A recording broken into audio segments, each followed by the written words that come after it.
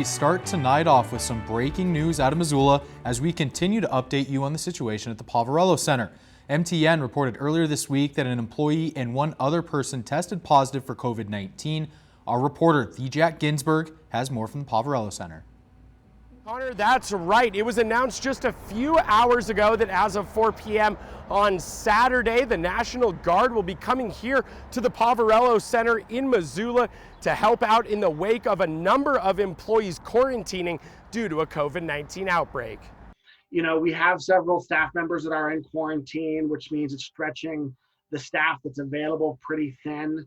And I'm having them there in that kind of assisting role, providing just an extra couple people in the building to help get the work done and help focus on sheltering people is critical at this time.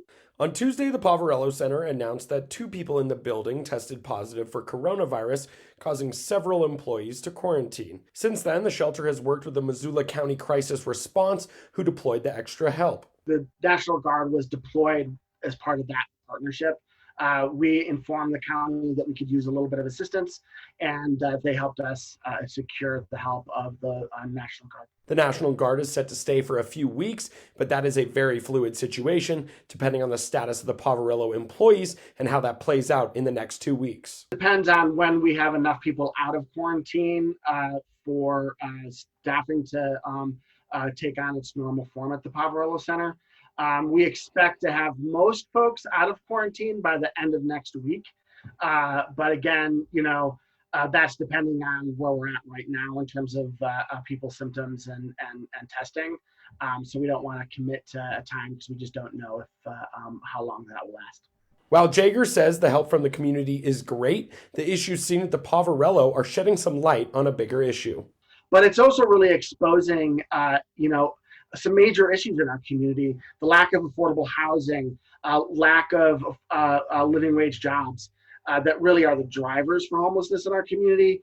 And frankly, you know, the pandemic is causing economic concerns that are just going to make those worse. So we need to continue to work hard to find permanent solutions to homelessness. We need to find ways to get people into housing, because that's frankly the way that we're going to keep our neighbors who are experiencing homeless safest the most, is if we can get them into a home. We'll continue to update you on the situation here at the Poverello Center regarding the quarantined employees and the National Guard members. Reporting in Missoula, Jack Ginsburg, MTN News. We'll continue to update you on that situation in the coming days, and you can find more info online at KPAX.com.